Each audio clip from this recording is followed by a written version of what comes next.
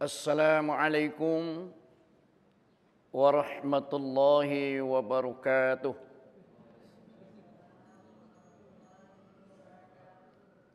Alhamdulillahilladzi arsala rasulahu bil huda wa dinil haqq liyuzhira 'ala ad-dini kullihi walau karihal musyrikun. Asyhadu an la ilaha illallah wahdahu la syarika lah. Wa asyhadu anna Muhammadan abduhu wa rasuluh sallallahu alaihi wasallam la nabiyya ba'dah. Allahumma salli ala Muhammad wa ala ali Muhammad. Allahumma rabbi israh li sadri wa yassir li amri wahlul 'uqdatam min lisani yafqahu qawli.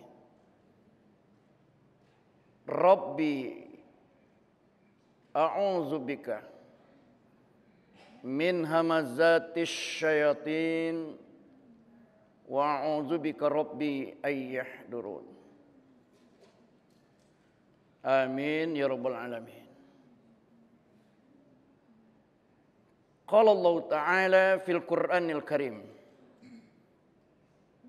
Na'udzu billahi minasy syaithanir rajim. Bismillahirrahmanirrahim. Inna a'tayna kal kautsar. Fashalli li rabbika wanhar. Inna syani'aka huwal abtar. Shadaqallahul azim. Kita berlindung kepada Allah daripada godaan syaitan yang terkutuk dengan nama Allah yang Maha Pengasih lagi Maha Penyayang. Sesungguhnya kami telah memberikan nikmat yang banyak kepadamu. Oleh karena itu, dirikanlah salat untuk Tuhanmu dan berkurbanlah. Sesungguhnya orang-orang yang membencimu, dialah yang akan terputus dari rahmat Allah. Maha benar Allah dengan segala firman-Nya. Al-Quran surah Al-Kautsar ayat 1 sampai dengan 3. Bapak-bapak, ibu-ibu, saudara-saudara, keluarga besar Polda Sumatera Barat yang dirahmati Allah. Khususnya kaum muslimin dan muslimah yang hadir pada pagi hari ini di rumah Allah ini. Sejenak marilah kita menyampaikan rasa puji dan syukur kehadirat Allah Subhanahu wa taala. Karena di pagi yang cerah ini Allah masih berkenan untuk melimpahkan rahmat, nikmat dan karunia-Nya kepada kita. Sehingga kita masih dapat beraktivitas, mengerjakan pekerjaan rutinitas kita sebagai abdi negara. Mudah-mudahan apa yang kita kerjakan hari ini mendapat ridho dan barokah dari Allah hendaknya. Amin ya rabbal alamin. Salawat dan salam buat junjungan kita Nabi besar Muhammad sallallahu alaihi wasallam. Allahumma salli ala Muhammad wa ala ali Muhammad. Bapak-bapak, ibu-ibu, hari ini kita sudah berada pada tanggal 27 Zulkaidah tahun 1444 Hijriah. Artinya lebih kurang 13 hari lagi kita umat Islam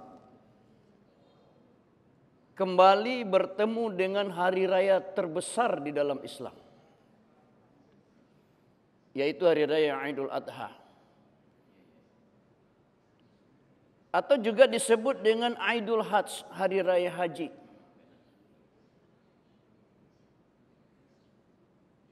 Bahkan juga disebut dengan Aidul Kurban, hari raya kurban.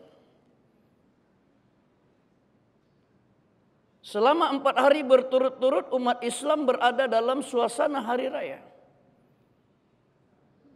Itu makanya dia disebut hari raya terbesar. Nah, kenapa Idul Adha itu dikatakan hari raya terbesar di dalam agama Islam, sementara selama ini kita beranggapan hari raya besar itu adalah Idul Fitri. Ketika menyambut hari raya Idul Fitri, kita begitu antusias mempersiapkan diri menyambutnya. Segala macam jenis pakaian yang baru kita beli. Segala jenis macam kue dan makanan-makanan yang lainnya kita siapkan untuk menyambut hari raya Idul Fitri. Tapi ketika menyambut hari raya Idul Adha, kita biasa-biasa aja.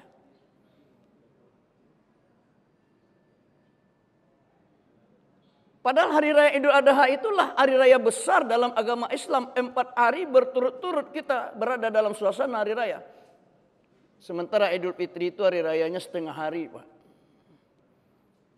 Raya Idul Fitri itu dimulai terbenam matahari ketika akhir bulan Ramadan sampai pelaksanaan sholat Idul Fitri di pagi harinya. Selesai hari raya kita. Kalau Idul Adha tidak. Dimulai terbenam matahari pada tanggal 9 Zulhijjah sampai waktu maghrib pada tanggal 13 Zulhijjah. 4 hari berturut-turut. Ini alasan yang pertama. Alasan yang kedua.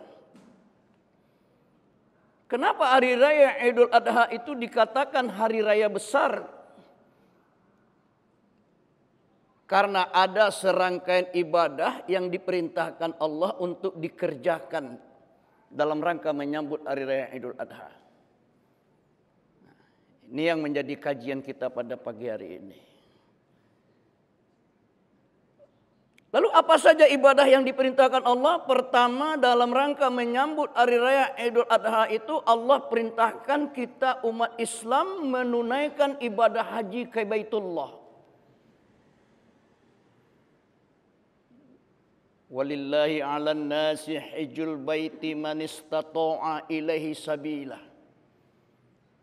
Di antara kewajiban manusia terhadap Allah adalah menunaikan ibadah haji ke Baitullah bagi yang mampu. Ini sudah beberapa kloter berangkat. Haji itu ditujukan, diwajibkan kepada yang mampu. Mampu itu diukur pertama ada ongkos naik hajinya, ONH-nya. Ada uangnya untuk membayar ongkos naik haji. Itu diukur dari segi ekonominya. Yang kedua, mampu diukur dari kesehatannya. Yang menunaikan ibadah haji itu adalah orang-orang yang sehat. Kenapa? Karena ibadah haji itu ibadah fisik, Pak. Bu, coba bayangkan tawaf mengelilingi Ka'bah 7 keliling itu, kalau orang tidak kuat fisiknya pingsan juga, Pak. Sa'i berlari-lari kecer antara Safa dan Marwah juga membutuhkan kekuatan fisik. Pergi melontar itu jarak tempat tenda kita itu ke tempat melontar itu kadang-kadang jauh. Saya menunaikan ibadah haji 2017. Ketika itu suhu 52 derajat di Makkah, Pak. Hari pertama melontar 10 Zulhijjah itu jam 2 siang waktu sana, waktu Mekah. Jarak antara tenda ke tempat melontar itu 4 km. Kami jalan kaki 4 km, pergi 4 km pulang, 8 km pulang pergi. Dalam cuaca suhu yang sangat panas. Ketika itu saya lihat banyak yang pingsan, terutama yang tua-tua, yang usia lanjut itu sudah banyak yang tidak kuat. Gimana? Kami siasati dengan menyiram badan itu dengan air aqua, Pak. Di pinggir jalan itu disediakan aqua oleh orang yang bersedekah. Ada juga yang mengiringi kita menyiram dengan air. Luar biasa. Nah, kenapa? Karena begitu Allah mengistimewakan hamba-hambanya yang menunaikan ibadah haji yang disebut dengan duyufur rahman, tamu-tamu Allah. Di mana-mana terdengar oleh kita ucapan-ucapan yang memuji Allah. Labbaik Allahumma labbaik. Labbaik la syarika laka labbaik. Innal hamda wan ni'mata laka wal mulk la syarika lak. Merinding bulu roma kita Pak Bu ketika mengucapkan kalimat. Luar biasa. Beruntunglah saudara-saudara kita yang sudah berangkat haji. Yang ketiga, mampu itu diukur dari segi keilmuan. Ada ilmunya tentang manasik haji. Makanya sebelum berangkat haji diberi bekal dulu, dibekali dengan ilmu-ilmu tentang manasik haji. Kalau enggak ada ilmunya tentang itu, ya kewalahan nanti di sana. Apa ibadah yang akan dikerjakan? Ada tuntunan diberikan oleh para pembimbing-pembimbing kita. Nah, apa manfaatnya haji? Haji itu kata Nabi, haji mabrur, tidak ada balasannya selain daripada surga. Al-hajjul mabrur laisa lahu jazaa'un ilal jannah. Haji mabrur itu tidak ada balasannya selain daripada surga. Subhanallah. Itu tidak ada pada bulan yang lain Pak. Hanya ada pada bulan Zulhijjah. Satu. Yang kedua, bagi kita yang tidak pergi haji jangan bersedih hati. Ada juga serangkaian ibadah yang diperintahkan Allah untuk kita kerjakan. Apa itu? Puasa hari Arafah pada tanggal 9 Zulhijjah. Nah, tanggal berapa 9 Zulhijjah? Kita menunggu. Kalau pemerintah belum sidang isbat. Kita tunggu saja. 9 Zulhijjah itu adalah satu hari sebelum Idul Adha. Nah, apa manfaatnya kata Nabi? Saumu yaumi Arafah yukaffiru sanataini. Madiyatan wa mustaqbalatan. Hadis riwayat Muslim. Kata Nabi, puasa hari Arafah itu dapat menghapus dosa 2 tahun. Setahun yang lalu dan setahun yang akan datang. Subhanallah. Luar biasa. Itu jamaah haji tidak melaksanakan puasa hari Arafah. Karena mereka sedang wukuf di Arafah. Tidak dianjurkan untuk jamaah haji. Kenapa? Enggak kuat Pak. Begitu panasnya cuaca. Bagi kita yang tidak pergi haji, kita puasa hari Arafah pada tanggal 9 Zulhijjah. Yang pahalanya dapat menghapus dosa-dosa kita selama 2 tahun. Setahun yang lalu dan setahun yang akan datang. Jadi sangat merugi di antara kita yang mendengarkan ceramah saya ini, tidak ikut puasa nanti Pak. Hari ini kita pasang niat, saya akan puasa di hari Arafah. Mohon kepada Allah agar diberi kekuatan, agar diberi kesehatan. Sanggup, ya Bu? Sanggup kan Bu? Pak? Masa 30 hari aja di bulan Ramadan kita puasa sanggup? Masa 1 hari saja 9 Zulhijjah tidak sanggup? Itu logikanya. Pasti semuanya sanggup. Nah, pasang niat kita berpuasa yang tidak pergi haji ini berpuasa pada tanggal 9 Zulhijjah. 1. Lalu yang kedua, kita yang tidak pergi haji, apa ibadah yang dianjurkan oleh Allah? Kita mengumandangkan suara takbir dan tahmid selama 4 hari. Dimulai terbenam matahari pada tanggal 9 Zulhijjah sampai menjelang asar pada tanggal 13 Zulhijjah. Sunnah hukumnya. Sunnah muakkad. Kata Nabi, Zuyyinu a'yadakum bitakbir. Hiasilah hari rayamu dengan kumandangan suara takbir. Nah, kalau sholat 5 waktu kita selama 4 hari itu zikirnya kita ganti sementara dengan suara takbir, tahmid dan tahlil. Dipimpin oleh imam. Kalau tidak berjamaah kita takbir sendiri di rumah. Boleh? Ya boleh. Imam mimpin takbir. Selesai salam. Assalamualaikum warahmatullahi wabarakatuh. Assalamualaikum warahmatullahi wabarakatuh. Imam langsung takbir. Allahu Akbar, Allahu Akbar, Allahu Akbar. La ilaha illallah, wallahu akbar, Allahu akbar, walillahil hamd. Subhanallah. Terasa kita itu makhluk yang maha kecil, Allah itu Allah Tuhan yang maha besar. Ketika kita mengumandangkan suara takbir, tahmid dan tahlil. Di mana saja, di atas kendaraan kita takbir, di rumah kita takbir. Tidak saja selesai sholat, tapi di luar sholat kita juga takbir. Selama 4 hari itu Bapak Ibu. 2, yang ketiga, bagi kita yang tidak pergi haji, diperintahkan Allah untuk menunaikan sholat Idul Adha pada tanggal 10 Zulhijjah. Dasarnya apa? Surat Al-Kautsar tadi. Inna a'tainakal kautsar fasholli li rabbika. Sesungguhnya kami telah berikan kepada kamu nikmat yang sangat banyak. Maka dirikanlah sholat untuk Tuhanmu. Maka dirikanlah sholat untuk mensyukuri nikmat Tuhanmu. Sholat Idul Adha. Jadi perlu saya sampaikan, sholat hari raya ini Bapak Ibu, Idul Adha, Idul Fitri sama saja syarat sahnya. Tata cara pelaksanaannya sama, cuman beda di niat saja. Dan perlu juga saya ingatkan, pada sholat hari raya itu antara sholat dengan khutbah 2 rangkaian tidak bisa dipisah. Ada sebagian orang ketika selesai sholat dia keluar tanpa mendengarkan khutbah daripada khatib. Itu sholatnya tidak sah. Sama seperti sholat Jumat. Sholat Jumat itu seharusnya sholat zuhur 4 rakaat diganti dengan Jumat. 2 rakaat sholat Jumat itu di khutbahnya, 2 rakaat pada sholatnya. Sholat hari raya juga seperti itu. Khutbah itu bernilai 2 rakaat. Nah, ibu-ibu setelah salam imam langsung naik khutbah, jangan buka mukenanya ibu, kita sedang sholat.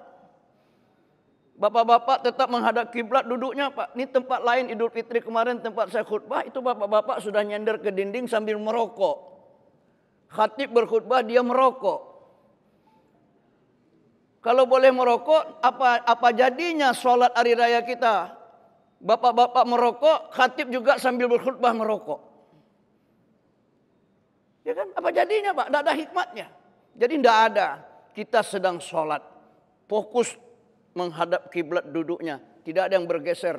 Tidak ada yang berubah. Tidak ada yang menyandar ke dinding. Tidak ada. Ibu-ibu tidak ada yang buka mukena. Tapi banyak ibu-ibu keluar.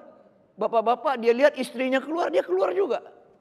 Kalau keluar semua siapa yang mau mendengarkan khutbah Bapak Ibu? Nggak mungkin khatib bicara sendiri. Nah ini yang perlu kita perhatikan di sholat hari raya Pak.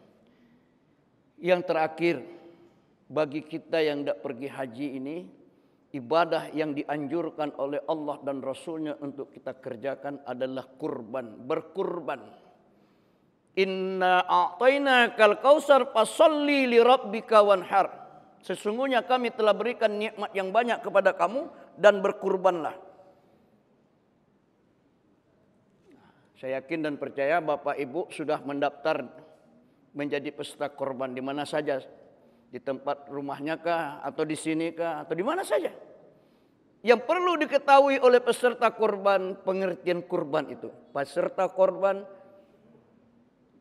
panitia korban harus paham dengan pengertian kurban. Apa itu kurban? Kurban berasal dari kata qarraba yaqrubu kurban, artinya dekat. Orang yang berkorban adalah orang yang mendekat kepada Allah. Menurut istilah fikih, kurban itu adalah al-udhiyati hiyal an'amil lati tuzbahu duha yaumil aid wa kulli ayyamit tasyrik taqarruban ilallahi ta'ala. Kurban itu adalah binatang ternak yang disembelih. Jadi harus ada penyembelihan. Kalau tidak terjadi penyembelihan binatang ternak, tidak kurban namanya. Sebab sekarang ada pendapat-pendapat yang liar mengatakan, untuk apa kita menyakiti hewan, menyakiti binatang? Untuk apa kita berdarah-darah, kotor masjid, kita capek mengerjakannya? Lebih baik uang seharga pembeli hewan korban itu disedekahkan saja langsung kepada fakir miskin. Kalau sepintas lalu kita bisa ragu dibuat oleh kata-kata itu. Tapi menurut fikih itu tidak benar. Kurban itu bukan sedekah tapi penyembelihan. Disembelih hewannya baru dibagikan dagingnya kepada fakir miskin. Kapan disembelih? Nah, juga ditentukan duha yaumil id wa kulli ayyamit tasyrik. Disembelih pada pagi hari raya pada tanggal 10 Zulhijjah. Jadi setelah sholat, perintahnya sholat dulu. Fasolli li rabbika wanhar, maka dirikanlah sholat untuk Tuhanmu dan berkorbanlah. Jangan korban dulu baru sholat. Pernah pengurus masjid bertanya ke saya, Ustadz, sapi korban kami malam ini sakit, bolehkah kami sembelih malam takbiran ini? Boleh saja, tapi tidak terhitung sebagai penyembelihan korban. Saya bilang, kenapa? Korban itu disembelih setelah sholat, bukan sebelum sholat. Jadi hati-hati Pak Bu. Nah, kemudian tidak bisa hari pertama, hari berikutnya. Wa kulli ayyamit tasyrik. Boleh juga disembelih pada hari-hari tasyrik, tanggal 11, 12 dan 13 Zulhijjah. Taqarruban ilallah. Kurban itu untuk mendekatkan diri kita kepada Allah. Ini target, tujuan. Jangan sampai kita berkorban, uang kita sudah habis, kita semakin jauh dari Allah. Kenapa? Karena niat tidak ikhlas dalam berkorban. Itu satu. Yang kedua, mungkin sumber rezeki yang kita pergunakan untuk membeli hewan korban berasal dari sumber rezeki yang haram, maka kurban tidak akan mendekatkan diri kita kepada Allah. Bapak Ibu yang saya muliakan, inilah beberapa hal yang perlu kita lakukan ibadah dalam rangka menyambut hari raya Idul Adha. Bagi kita yang tidak pergi haji, pertama kita puasa hari Arafah pada tanggal 9 Zulhijjah. Yang kedua, kita mengandangkan sholat takbir tahmid selama 4 hari. Yang ketiga, kita sholat pagi harinya tanggal 10 Zulhijjah, sholat Idul Adha. Kemudian yang terakhir kita laksanakan penyembelihan hewan kurban. Itu saja yang dapat kami sampaikan. Banyak maaf. Billahi taufik wal hidayah. Assalamualaikum warahmatullahi wabarakatuh.